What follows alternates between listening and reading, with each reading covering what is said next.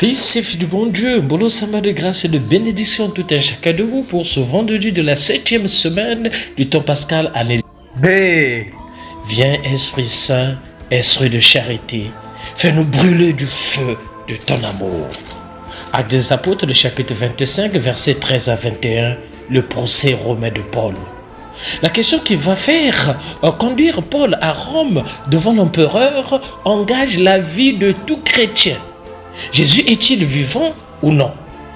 Oui, à Césarée, le gouverneur, avec son esprit logique de fonctionnaire officiel, résume pour nous l'essentiel du dossier de Paul. Ils ont eu une discussion au sujet de leur religion particulière et d'un certain Jésus qui est mort. Et donc Paul affirme qu'il est vivant. C'est l'essentiel en effet. Pour le gouverneur romain, il s'agit d'un certain Jésus. Il y a du scepticisme dans cette formule volontairement vague. C'était déjà la position dégagée de Pilate. Toutes ces histoires sont sans importance. Qu'est-ce que la vérité? Un certain Jésus, fils et fille du bon Dieu. Pour Paul, au contraire, ce Jésus-là est un vivant. Ce n'est pas pour lui un certain homme.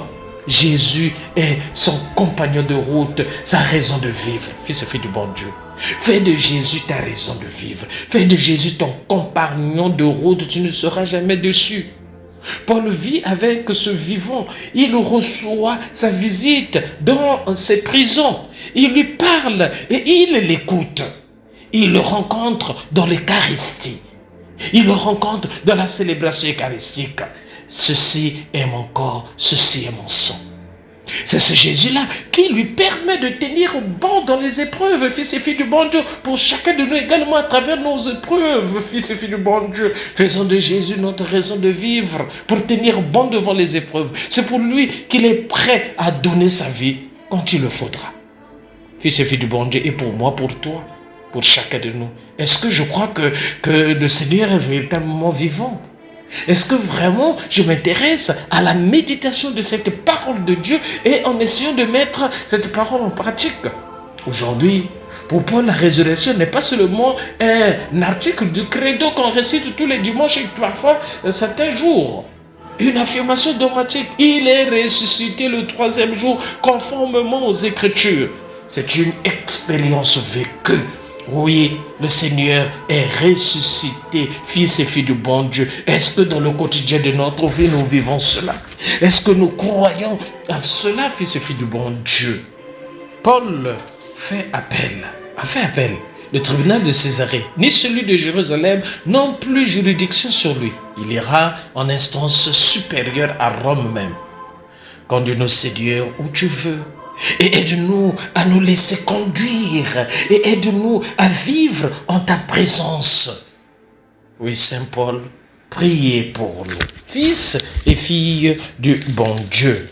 L'évangile de ce matin, Jean, le chapitre 21, versets 15 à 19, la mission de Pierre. Fils et filles du bon Dieu, Pierre reçoit la charge d'être le pasteur des brebis du Seigneur.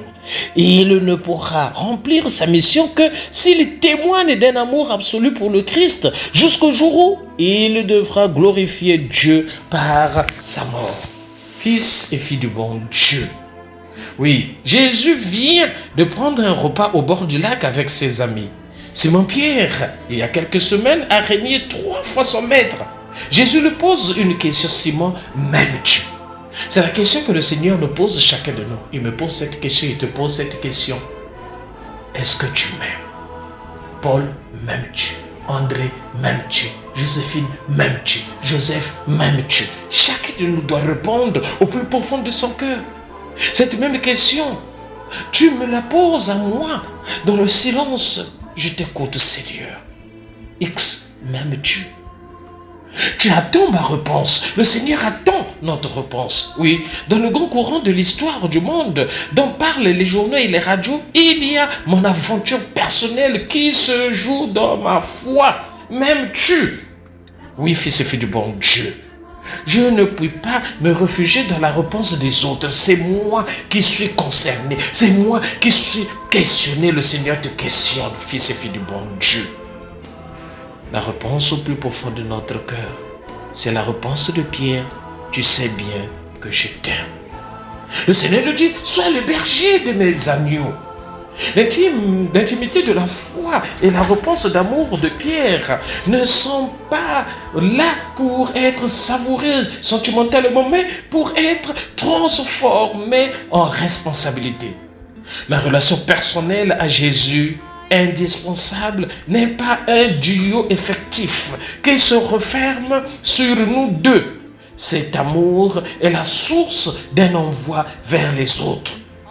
Oui, puisque tu aimes Dieu, sois responsable des autres, fils et filles du bon Dieu. Puisque tu aimes le Seigneur, mais tu dois être responsable des autres, de tes frères, de tes sœurs. Oui, veille sur eux. Oui, le triple règnement est présent à cette triple demande du Seigneur. Et à 3 fois le Seigneur, Pierre va régner le Seigneur. C'est à cela que Pierre pense évidemment un bon responsable des autres de l'Église ou dans un groupe quelconque. Ce n'est pas celui qui est sûr de lui et qui écrase les autres de sa supériorité. C'est moi le supérieur, c'est moi le chef de ceci, cela. Non, fils et filles du bon Dieu, c'est dans l'humilité. C'est celui qui sait sa propre faiblesse et qui compte davantage sur l'amitié de Dieu que sur ses propres forces humaines. Dans l'Église, surtout, la papauté ou l'épiscopat, le presbytérat doivent être marqués de ce signe. Être conscient de ses limites, aimer, se souvenir de sa propre faiblesse, ne pas écraser les autres. Oui, la primauté de Pierre, sa responsabilité sur ses frères est une charge confiée par le Christ qui s'appuie sur une profession d'amour. Oui, fils et filles du bon Dieu. Jésus lui-même demande d'être supérieurement aimant.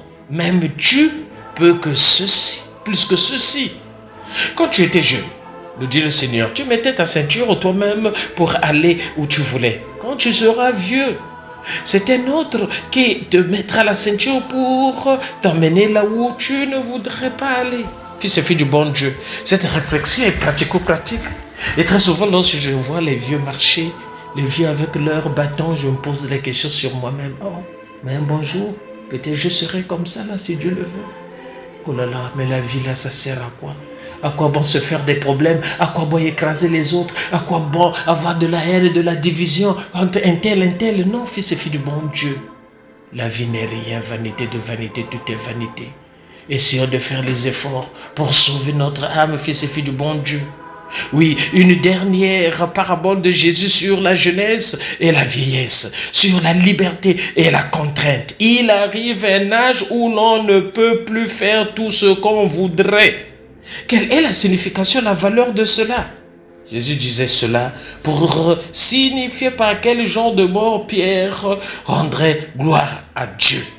Toute contrainte, tout ce qui nous conduit là où nous ne voudrions pas aller, peut se transformer en martyr, fils et filles du bon Dieu, en témoignage d'amour, valeur immense de la souffrance acceptée, participation à la rédemption universelle de Jésus. Je t'offre, Seigneur, mes contraintes d'aujourd'hui. Au fond, Seigneur, chacun de nous, ses contraintes, et disons au Seigneur, tu sais bien que je t'aime. Et aimons-nous vivants et préparons notre ciel en faisant le bien sur la terre. C'était le Père Paul Jess Dounou depuis la paroisse Saint-Michel de Nkembo. Mais c'est Saint-Michel de la Gloire. Là, nous sommes dans l'archidiocèse de Libreville. C'est au Gabon. Sainte journée de grâce et de bénédiction, n'oublions pas. Kipe, yayo, et tokos de week-end en tout un chacun de vous. Merci Seigneur.